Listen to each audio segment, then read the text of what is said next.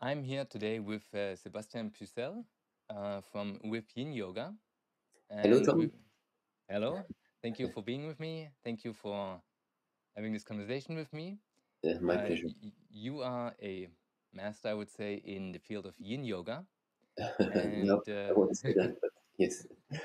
well, you know more than me. Let's put it like this. And Okay. you will come with your wife to Zagreb very Yes. soon, from the 15th to 21st of April, and then again for another module at GaiaYoga School from 26th of April to the 2nd of May.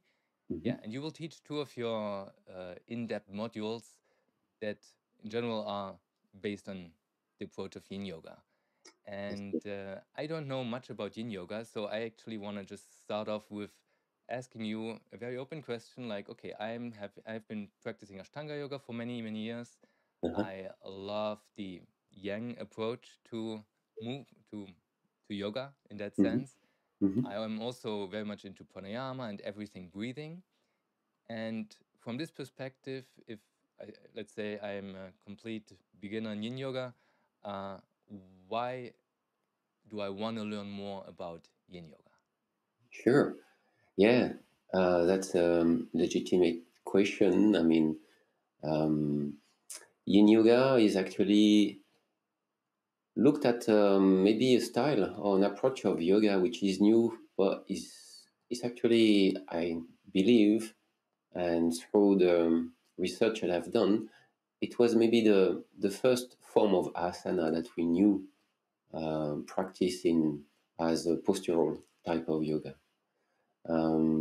And if we can compare like a more active type of yoga such as Ashtanga yoga, we could say that Yin is passive, so there is not much movement and quite introspective. So we hold the posture for a longer time. And mechanically, we want to address what we call the connective tissue. And in order to address those tissues, which are, let's say, ligament, tendon, cartilage, capsule, synovial capsule of the joint, and of course fascia, if we want to address those tissues, we need mechanically to disengage the muscle. So that's why we say it's passive. But we actually reach a different depth of tension. Yeah. So that might be the obvious way of discerning between a more active type of yoga and yin yoga itself. Hmm. Furthermore, as we stay longer in the pose, around 5 minutes, could be less, could be a bit more, and public class would say, we are going in. We are going into introspection right away. And so that opens a field of possibility, a form of interoception, starting first by discerning what's taking place in the body, such as tension, compression, which tissue is addressed, and what is my response to that. So that's one way of going into a form of introspection, interoception. And then we can go further into the energetics of the body, such as chakra meditation, which is a bit more traditional in yoga, I would say, but also through the meridian line of Chinese medicine and the Dantian found in energetic hearts from China. Hmm. Maybe I should add that Yin Yoga is type of hybrid yoga. It's in between two civilizations, Chinese civilization and Indian civilization. Um, I could say that Tao Yin, which was a practice mainly done on the floor through sitting and lying posture, Tao Yin is maybe the ancestor of what is Yin Yoga nowadays. And Tao Yin was a part of Qigong practice back in the days. It's very interesting that you talk about Chinese medicine and Indian yoga in terms of Yin Yoga. What's the background of Yin Yoga as you teach it? Can you maybe talk more about the origins of how they got together, those two lines? I think they were not very separated, you know. As far as we can go back in history, we already found in the Mahabharata, which is quite an old book in Hindu civilization, we already find some Chinese exchange and Chinese culture exchange in the Mahabharata, where they mention Chinese practices. And so it's go far back in time. There were transcontinental routes used in the past where civilization were exchanging goods, but not only, also knowledge. And so we can find in the Hatha Yoga Pradipika, for instance, they talk about 72,000 nadis. And nadis is the equivalent of the Jingluo in China, which are the meridian. Prana is a big topic in yoga, well, such as Qi in TCM or Chinese culture. The system of the chakra has been developed also in India, and we don't know already the roots, but very much so developed into the Tantra aspect of yoga. And so there are something similar in China. They call Dantien, and through a system called the Nejing 2, which is the tantric aspect of Chinese culture. I mean, form of Nedan, which is internal practice. So they already talk about the same things from different angle, but this is interesting. When two civilizations completely apart on the planet at different time also of history come to the same conclusion, I think there is something appealing here, because uh, it resonates like truth to me. Yeah. Yeah, nice. And I mean, you also combine that a lot in your modules. I mean, now in Gaia Yoga, you will teach traditional Chinese medicine and Taoism connected to Yin Yoga. Yeah. Can you give some example, or how you kind of merge them in that module? Yeah. Well, first of all, Yin Yoga took his root in China. Paul Grillet, our teachers, Paul and Susie Grillet, our teachers, um, taught us Yin Yoga for, yeah, almost the past 15 years now. And if I go back to the history of Paul discover Yin Yoga, was through the teaching of Paul Zink. And Paul Zink is a Kung Fu master back in the days. We're talking about here maybe 80s, 90s. It's quite well known. You can find some bootleg on YouTube of his work, and he's still teaching in America. He was taught by another Kung Fu master from Hong Kong, which immigrated to the US, called Cho Chatling. And his specialty was the monkey Kung Fu, so a form of Kung Fu, a style of Kung Fu with different base and in energetical, I would say, culture of China, martial art. And so Policing, I think, had his teacher, Cho Chatling, one-to-one for at least 10 years. 10 years. And so he completely embodied the style. I think Policing was the only student of Cho Chatling. So that's how they go through a lineage as well in China. Typically through family, or you have to be introduced, or the teacher, the master, has to choose you. And so Policing was pretty well known in the world of martial art in the States, because he was excellent in what he was doing. And also he was carrying a lineage coming from, directly from China. He was pretty well known also because he won several times championships in Long Beach for several years because of this excellency in his style. And it just happened that Paul Grillet, which at the time had a studio in LA, I think he had a studio of hot yoga, not Bikram, just hot yoga at the time. At the time everyone was into fitness, and if it was yoga, it was a very strong physical type of yoga that was the trend at the time. And he was looking at the TV, and he see the demonstration, the presentation of Polizink at the championships, and he was amazed by its agility, flexibility, pliancy, the way he moved, mimicking perfectly the movement of an animal, a monkey. And he said, I've got to meet this guy. And I think they met, and Paul Grillet followed the teaching of Polizink for a bit more than a year in his garage, because Polizink at the time was also a mechanics. So he was teaching, maybe 10, 12 people at the back of his garage.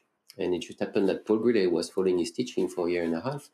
And it was enough for him to understand what was giving the flexibility of Polizink system.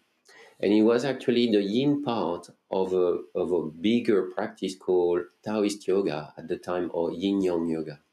So you have both. You had both. You had the physical and more strenuous, with a lot of movement type of practice in the monkey kung fu style, but you had also the preparation of it, more introspective, maybe at before or after the yang part, and that was the yin part. And that's what Paul Grillet seen. He's seen that this is actually what it's opening the body. At the time, Polizink was saying that you marinating into the pose, marinating. So you stay into the pose in a relaxed manner. And so Paul really understood that something was happening here. He couldn't pinpoint exactly what was going on, mechanically and physiologically in the body, but he knew that there was a different approach to the body and a different form of exercise, actually. Yeah. Interesting. I mean, the way I practice Yin Yoga so far is as an add-on to my Ashtanga practice. And Yeah, what I'm kind of understanding from you, the story now, is that also originally the Yin part was in combination with a Yang practice that it was complementing. And that's so when I, correct. for example, do my Ashtanga practice 5-6 days a week, and then once a week I do a Yin practice where I have more introspective, where I actually take the time in the pose, where I'm relaxing all the muscles, so I can feel what is going on in the tissues underneath the muscles or around the muscles. My body can sense new levels, new perspectives of the same movement maybe. And then that information can be used in the next Yang practice. Does it make Yes, sense? Or it makes a lot of sense. Actually, intuitively, I think you knew that Yin Yoga could implement your Ashtanga practice and vice versa. And it's exactly what Yin and Yang are actually showing us and teaching us. We can't separate them. You can't separate them. So Yin Yoga is a bit of a misnomer, but it arrived at the time where the yoga scene was mainly Yang, where the Yang style of yoga was dominating the scene. And so everyone was like, wow, a new form of yoga. And you don't need a lot of poses to see and feel the benefits of the practice itself. And I think that took the yoga world by storm, because it just plugged a hole. Something was missing: a more yeah, introspective, a more gentle, a more passive way of practicing yoga. yeah, yeah. We do that as a society often, that we uh, really need some kind of practice, and then we introduce one way of practice. We go all the way, maybe into a Yang practice, and then we need to swing the pendulum to the other side and introduce that. And what is intriguing to me in that sense is that I think Ashtanga yoga, or dynamic yoga, just to keep it more general, Yeah, uh, is very interesting to the Western mind, because we are so active and we have the chaotic monkey mind that needs something to do. We cannot just sit down. I mean, that was my state when I started my practice. I needed something very physical, very demanding, so my monkey mind would kind of attach to something, which then in turn calmed down the monkey mind over time. Yes, you And tamed it. yes, and so the practice had to kind of match my lifestyle, dynamic, active, Yes, so I could hook into it, so I would be feeling happy with it. yes, But then later on, pranayama, for example, that was essentially my yin practice, if you want to call it, quality wise, not as a sure. physical practice. Mm-hmm. But that yin element came in through the pranayama practice, which actually opened me up much more than pushing harder. Yeah. But I think I even read somewhere you wrote something about that the yin approach is needed to kind of balance out our yang lifestyle in a way. That's correct. So what my question is here, would you say, because Ashtanga, for example, or dynamic yoga is oftentimes prescribed as something you do as a daily practice that builds discipline. And for me, Yin Yoga was always an amazing supplement to that, but Mm-hmm. not something I would do like a daily disciplined practice. Mm-hmm. How is it something that it eventually grows into, or is it depending on the type of practitioner? Or I mean, I think you also practiced dynamic yoga before. Maybe you share something about that, how yin yoga took over your practice and how it is maybe now, how you combine them. Yeah. Yeah, it's interesting to see how they intertwine always. If we go back to yin and yang as a form of energy or a form of intention or attitude, they're always present in everything we do.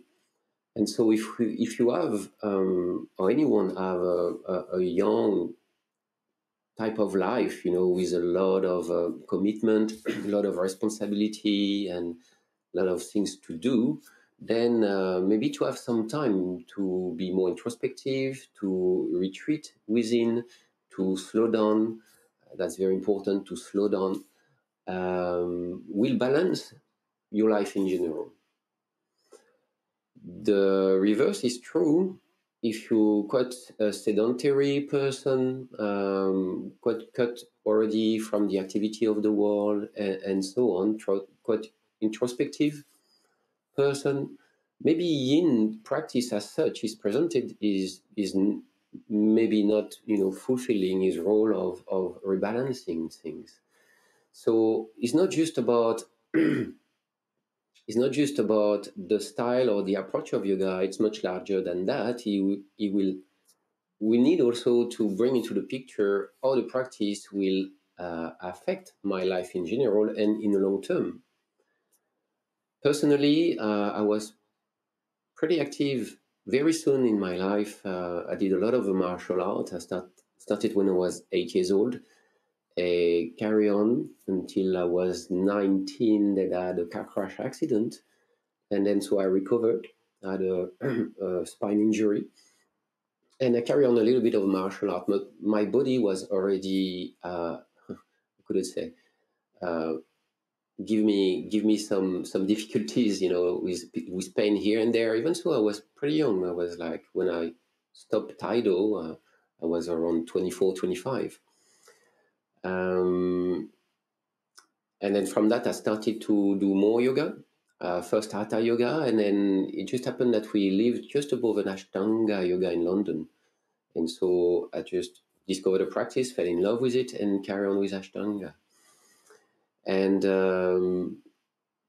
before, I thought it was the only way to really exercise the body until I discovered the practice of Yin Yoga. I think my first encounter with Yin Yoga was in London with Sarah Powers in 2006. I had no idea. I knew she was a big name, and I was like interested in finding more about what is Yin Yoga. I didn't understood much about the explanation. There was no much explanation anywhere at the time, but my body felt like a yearning for more. Like it was like crying out for more of this type of exercise, and so that got me interested. One reason was just to heal myself from the so much activity from my preceding form of exercise.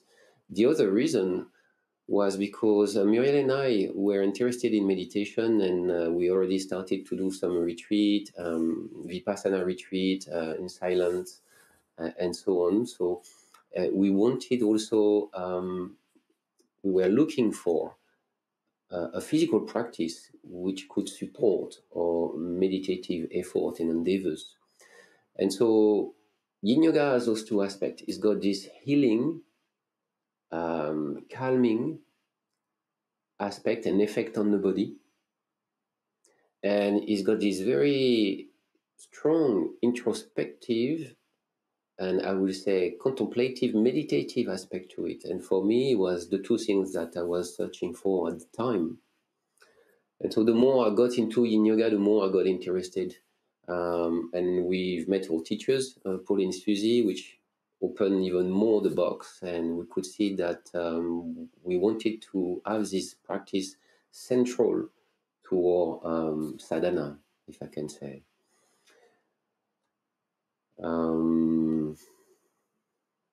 The main reason was to slow down and develop sensitivity of the body. Yeah. Yeah, this, I mean, I relate to that very much in that sense that when you feel it's right, I mean, you just feel it. Yes. Like every cell of your body is like, yes, this is good. This is how when I started Ashtanga, that was like that. I didn't feel good because I was in a chaotic moment in my life. I practiced and oh my God, I want to do this again tomorrow. Almost like a drug, and again and again. And when I found my pranayama practice after, it was the same thing. Like, oh, this feels so good. This is such a nice, like the icing on top of the Ashtanga practice. Now it feels even more complete. And this is kind of how it sounds, what you're explaining. Yeah. In that movement practice. It was more of a intuitive appeal. Intuitive appeal towards the practice. Yeah. Beautiful. And you have been teaching these 4 modules that you are generally offering, right? You have this kind of teacher training block with 4 Yes. modules. Actually, 3. 3. Okay. 3, and then we have workshops on the side where we have different branches, but mainly 3 modules. Okay. And you have been teaching them for the last, I don't know, 10, 15, 20 years? I don't know. A long time. Teaching those modules, I think it started around 2010, 2011. Yeah. In Southeast Asia. We were based in Southeast Asia at the time. Yeah. What I heard also from Sandra, from the last time you were in Zagreb, that you have that it was the most amazing pedagogical approach in the sense that oftentimes you go to a yoga workshop and then of course you learn a lot of things, but there it was a lot about, okay, you want to read this before and then there's a lecture and then there's some homework after and then you have to actually do the homework. And so a very clear approach to make sure, I guess, now that's my assumption, that people that go through the module really leave with all the knowledge that you want to transmit. Where did, first of all, am I correct? And second, is that, where did that come from? How did you come, why is this so important to you? I mean, you obviously set it up that way and structured it that way. Yeah, you're right. That's the intention. The intention is to apply the theory. And so theory is important, but when you have a direct experience of the theory, that is a deeper impact on the person or on yourself. And so that's what we're striving for. We strive to deliver direct experience the best we can. And it's really Paul Grillet, which gave us the tool to develop this type of approaches. He's also very high on pedagogy and very skilled. And so I just follow his footstep into that. And through the years of teaching, we try to implement and to becoming more effective in a way that we meet the public and meet the demands. Of course, you try to ameliorate your skill through time. Exchange with the student is always useful, And the approach is, it's a form of exploration. We have tools, but those tools, we need to learn how to use them. So there is the theory to show you how to use them, but we know that everyone is unique, and especially when we address the body. When we address the body, the unicity, the subjectivity of the practitioner, for us, it just flare up. It's something that we put very much so forward in our first module with what we call the anatomical variation. But as you move further into the energetic, we realize that also energetically, everyone is even more different. And if we move to the psychological aspect of a person, the diversity is even more apparent. And so the aim for us is to emancipate the practitioner, to offer some tools, a methodology, a pedagogy, but also to help them to find for themselves how to use those tools, even though there is unilateral maybe view of how to use a theory. Ultimately, each person will interpret this, subjectively. And so we encourage that. We want to emancipate people to use what they already know and what they learn in their own unique way. Because even so, if there is diversity, I think all forms of yoga have the same goal. And so we aim all towards this goal. It doesn't matter which side of the mountain you are climbing. Could be the north, the south, the east, or west face. Ultimately, we finish at the top. Mm-hmm. And so this is a big part of our curriculum. Wonderful. Just because you mentioned that now, I mean, I was also fascinated with this when I first heard about, I think it was even from Paul Quilly, how he was showing all the different bone shapes of different people, like the same bone in different people, which looks completely different with the torsion and the length and everything. And I realized that also, for example, when I teach breathing, everybody has really set, like, there's so many ways to breathe. We just think, okay, inhale, exhale, but people use all kinds of body parts to draw in the air and have all kinds of different ways to push it out or release it out, and the quality of how that is happening. And you were just mentioning how that is also applying to the energetics and the psychology. Is there some specific way that you go through that when you, for example, talk about the Chinese medicine or the Meridians, the Taoism, that like some example in terms of individual differences? Is there something in those topics where you could say there's some difference individually? Yeah. So we have a modular approach. We offer mainly 3 modules based first on the anatomy and the mechanics of the body. We want to address the physical body, the gross aspect of a being, and learning from anatomy, learning from science, learning from mechanics. And this is very useful. It's a form of education because that's developed a universal language that everyone can understand. So not only you can rely on the works of previous practitioner and scientists, but you'll be also able to share them with someone else.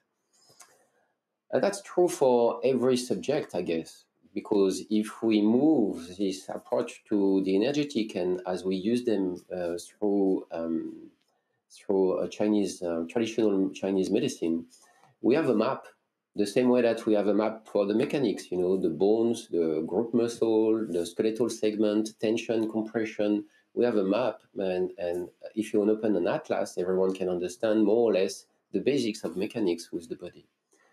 It's the same in Chinese medicine. They left some map for everyone who want to study, and so they depicted all the meridian like mapped out on the body itself. And so first we have to learn the theory, and the theory most likely we deliver is the same for everyone. Now, simultaneously, we develop a keen sense of observation. It's like we have a map, but now we need to walk on the territory. And the territory is not the map. So when you bear this in mind from day one, the theory is here to guide you, but ultimately it will be your feeling, it will be your intuition, and it will be direct experience, hopefully, which show you the differences. Oh, it's true, I feel a movement here. Maybe it's my gallbladder, but it's actually a bit more on the left, on the right. So that could be one of the differences. They are both together, like hard science theory, which is a support, which gives us a vision, but then we need to walk the walk, so to speak. Yeah. Yes, Yeah, very true, very true. Like when you learn the anatomy and you learn the movement, but then you want to adjust someone and you see and you touch and you feel, and there's so much nuances and so many subtleties that you can feel and see in that moment that is beyond, okay, it's flexion, it's external rotation, whatever. that's correct. Yeah. Yes. So theory are useful. They're very useful, but they're all incomplete. Because reality is different. Yeah. Some reality will be very close to the theory, and some other reality will be very, very far. And so, where do I stand? Only Yeah. you know. Only you. Only the practitioner know. And so, we aim to bring those two type of practice, theoretical and practical, and then the ratio will be different from one person to the next. Yeah. Yeah, and as a teacher, of course, always listening to those things, and from the perspective as a teacher as well, the more you know about various maps, like you were saying, meridian map, anatomical map, mechanical map, blah blah, the more you can acknowledge what might be going on and guide the student to actually feel the nuances that they might not see themselves for that moment, but the good teacher, because they know about those maps, can guide them to acknowledge those subtleties. So in Yes. that sense, the more you learn about those maps, the better teacher you can be. Mm-hmm. Yes. And we try to have a good combination of the theory. So following the map, learning the map, we need this support at the beginning, and we need some guidance, like everyone. If you're a beginner on a subject, then you need some pointers and some guidance. But that's all they are. We have to bear this in mind. That's all they are, and at the same time develop a keen sense of introspection to have a direct experience. And so see if the two factoid, the two information, the theory and my direct experience match or not. And then from there, we readjust. Yeah. So we try, and then we adapt and ameliorate. We try, we adapt and ameliorate. That is all pedagogy in all our modules, which is, I believe, a scientific approach. Yeah. Fantastic. Beautiful. Well, I really look forward to having you here in Zagreb again. Yeah, very happy And to come back and meet you and Tom and Sandra. Yes. I think it's going to be really an amazing week at Gaia School. And yeah, thank you so much for sharing all this with us today. And You're I hope welcome. everybody listening got some nice aha moments out of that. And yeah, looking forward to see you soon. Thank you, Tom. Thank you for the invitation. See you soon.